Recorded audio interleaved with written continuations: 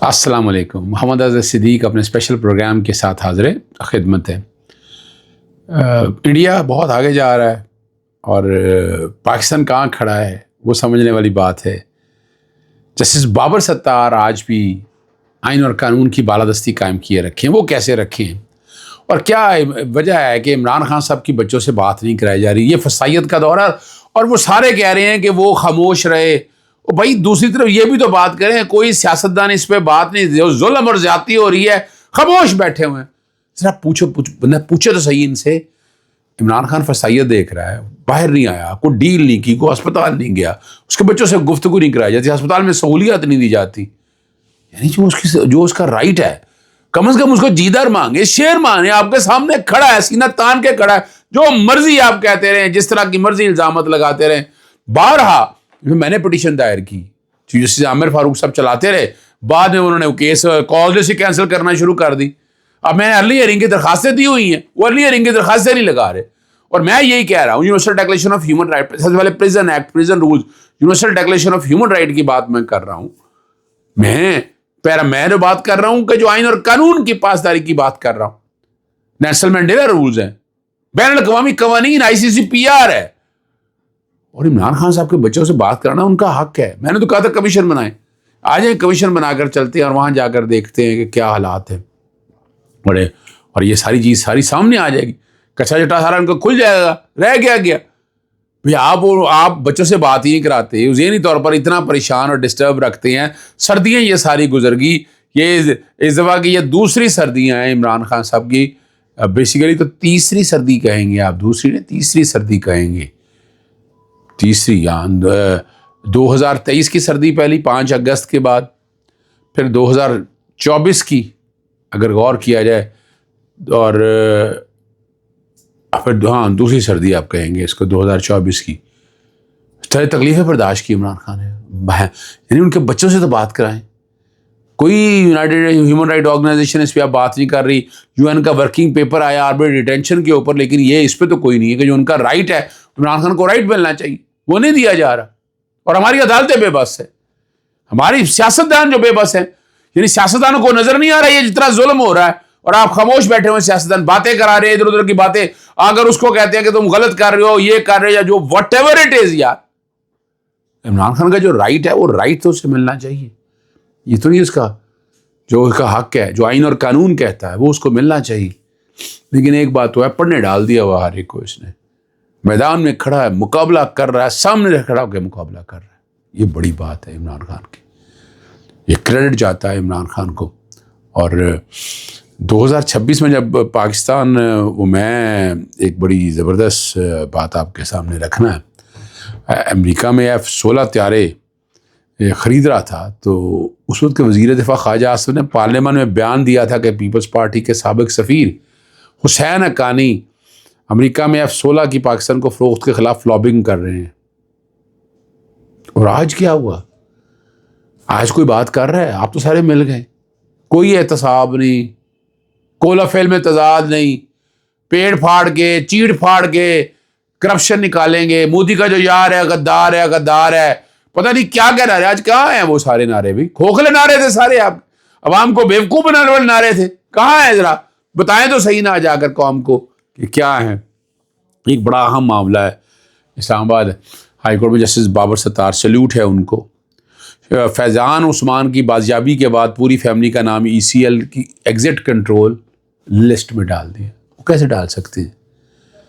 اس درخواست میں ECL ڈالنے کے خلاف جو درخواست تھا اس کی سماعت, ECL میں جو نام ڈالنے کے اس کے لیے اس کے درخواست کی سماعت جو ہے اسلام آباد ہائی کورٹ کے جسٹس بابر ستار کے پاس ہوئی, اور 24 فروری کو سیکرٹری داخلہ کو ذاتی حیثیت میں طلب کر لیا. جسٹس بابر ستار نے کہا کہ سیکرٹری داخلہ پیش ہو کر بتائیں کس اتھارٹی کا استعمال کرتے ہوئے نام ECL میں ڈالا ہے. انٹیلیجنس ایجنسیوں کا درخواست گزاروں کے داعش سے تعلق ثابت کرنے کا مواد اور رپورٹ بند لفافے میں پیش کرنے کا حکم, اور 7 دن میں رپورٹ اور پیراوائز کمنٹ جمع کرانے کا حکم آ گیا ہے. اسلام آباد ہائی کورٹ سے ریمارکس پہ کہا گیا درخواست گزار نے بیٹے کی بازیابی کی درخواست دی اور عدالتی کارروائی کے دوران بیٹا بازیاب ہوا.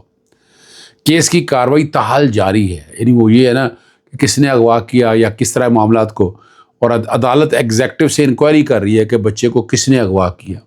تو اس پس منظر میں ریاست کے یہ اقدامات بتائیں کہ یہ بادیوں نظر میں جبری گمشدگی کا کیس ہو سکتا ہے، اور یہ جسٹس بابر ستار صاحب کے سخت آرڈرز کی وجہ سے جو ہے نا عثمان جو ہے وہ بازیاب ہوا تھا، فیضان عثمان، یاد ہوگا وہ ڈاکٹر عثمان بڑی باتیں کرتے تھے، اور ساری باتیں ساری آپ کے سامنے، اور اخبار کا سراغ لگانے کی حد تک کیس ابھی عدالت میں زیر سماعت ہے، لیکن پوری فیملی کا نام ECN میں ڈال دیے، اور وہ کیا کہہ رہے ہیں کہ داعش سے تعلق ہے۔ بڑی بات ہے، چلیں اب کسی کو تو جواب دینا ہے، جواب دہی ہونی ہے، آنا چاہیے، چیز سامنے آنی چاہیے۔ کیا پتہ کل کس کا نام کس میں ڈال دیں، کوئی پتہ تو ہے نہیں نا، کوئی ہے ہی نہیں، حال ہی کوئی نہیں، حال اگر کوئی ہو تو سامنے نہ آئے نا، چیزیں ساری یہ نہیں ہے بالکل سامنے، اور بڑی حیران کن بات ہے، بڑی تکلیف دہ بات ہے یہ ساری باتیں اگر آپ سامنے رکھ کر دیکھیں۔ دیکھیں میں دونوں، چونکہ میرا تعلق شعیب شاہین سے بھی بہت زیادہ ہے، فواد چودھری سے بھی تعلق ہے، میں کسی اس عمل کو سپورٹ نہیں کرتا، لیکن یہ ٹائم نہیں ہے اس طرح کے جھگڑے جھونگا۔ پارٹی کے اندر شیر افضل مرود نے یہ بات کی ہے، تل کلامی اور ہاتھا پائی ہوئی یہ نہیں ہونی چاہیے تھی، گالی گلوچ بھی نہیں ہونا چاہیے تھا۔ ایک دوسرے کے بارے میں جو الفاظ استعمال کیے میں ان کو ڈسکس نہیں کرنا چاہتا، لیکن یہ گالی گلوچ اور تھپڑ مارنا، یہ تشدد کرنا، یہ زیادتی والا عمل ہے، اور کون ٹاؤٹ ہے کیا نہیں ہے یہ ساری لوگوں کو چیزیں پتہ ہیں، ہم ان چیزوں کی طرف کیوں پڑھتے ہیں؟ یہ تو حقیقت ہے نا۔ اب فواد چودھری کہہ رہے ہیں عمران خان صاحب نے صلح کرا دی ہے، شعیب شاہین صاحب کہہ رہے ہیں صلح نہیں ہوئی، اور وہ اس معاملے سے پیچھے نہیں ہٹیں گے۔ اب دیکھیں پارٹی کے اندر مشکل حالات میں چل رہی ہے، یہ ٹائم ایسا نہیں ہے، یہ ٹائم بڑے صبر و تحمل کا ٹائم ہے، بہت صبر و تحمل کا ٹائم ہے، اس لیے بڑے دھیان سے دیکھیں سارے مسئلے کو، اور اگر آپ دھیان سے دیکھیں گے تو حالات بہتر کی طرف جائیں گے، اگر ہم اسی طرح چلتے رہیں گے تو حالات پھر اسی طرح رہیں گے۔ یہ سوچیں اور اس پہ اتنا عمل کریں جتنا کہ ہم کر سکتے ہیں، یہ یاد رکھیے گا، یہ ضروری ہے، یہ بہت ہی ضروری ہے۔ طارق متی نے جو خبر دی ہے، دوست ہے ہمارے، انہوں نے کہا ہے کہ ڈیمانڈ تھی کہ سرکاری ملازمین کے اثاثے جو ہے نا ڈکلیئر کیے جائیں، اور حکومت جو چاہتی ہے وہ عدلیہ کے، الیکشن ججز کے، الیکشن کمیشن افسران کے، پیمرا کے افسران کے، کوئی فوجی افسران کے حوالے سے یہ جو خاص اتھارٹیز ہیں، غالباً نادرا بھی اس میں ہوگا، جتنی ریگولیٹری اتھارٹی ہوں گی، اوگرا ہوگا، نیپرا ہوگا، میرا پاس ہے نہیں ڈیٹیل اس بارے سے، کہ ان کی ڈیکلیریشن دینے سے انکار کر دیا۔ اور بھائی ہر توری میرا نہیں خیال ہے کہ چلے آپ کوڈنگ کر سکتے ہیں، کسی شخص کا نام مت بتائیں، آپ نام کوڈنگ کر دیں اس کی، ٹھیک ہے نا، لیکن ان کے اثاثوں کی ڈیٹیل تو پبلک ہونی چاہیے، ہر ایک کی، چاہے کوئی بھی ہو، everybody should declare it, ہر ایک کو بتانا چاہیے، ہر چیز سامنے آنی چاہیے، یہ ضروری ہے، ٹرانسپیرنسی کے لیے ضروری ہے۔ اور ڈاکٹر عارف الوی اس دنوں باہر ہیں، جیک برگ سے ان کی ملاقات ہوئی، سیاسی نظام میں باقاعدہ طور پر ایک فضا قائم ہو چکی ہے، اور وہ اسٹیبلشمنٹ رجیم کو سگنل دے رہا ہے کہ یہ وقت عمران خان کی رہائی کا ہے، یعنی یہ بات اب کھل کے کہہ رہے ہیں نا ٹرمپ کے آس پاس کے لوگ، لیکن وہاں پینٹاگون کیا فیصلہ کرتی ہے وہ دیکھنا ہے۔ آخر میں صرف اتنی بات بتاؤں، عمران خان نے کہا میں آخری گیند تک لڑوں گا، یہ ہمت کی بات ہے، پاکستانی تاریخ میں اتنا بڑا سیاستدان میں نے نہیں دیکھا۔ تحریک ناکام ہو گئی یا ہم بندے نہیں نکال پائے، ایسا ہوتا تو 26 نومبر کو گولی نہ چلانی پڑتی۔ 9 مئی کی گرفتاری کے وقت اسلام آباد ہائی کورٹ میں کیا ہوا تھا سب نے دیکھا۔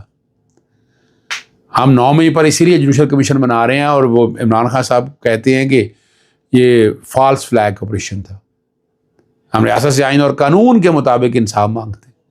عدلیہ کو کرش کیا گیا، نیچے گرایا گیا، گرفتاری کو سپریم کورٹ نے اغوا قرار دیا۔ جب یہ بات ہو رہی ہے 10 مئی کے حوالے سے، 9 مئی کو جب گرفتاری ہوگی جو چکی تھی، اور آزاد جج کوئی متنازع ریمارکس نہیں دیتے، وہ کہہ رہے ہیں میرے اوپن خطوط ہیں، سب کے لیے ہیں، سب حقائق ہے جن پر اسٹیبلشمنٹ کو غور کرنا چاہیے، ملک میں بڑھتی ہوئی دہشت گردی کا سدباب کرنا چاہیے. فارم 47 کے کندھوں پر چڑھ کر حکومت قائم کی گئی.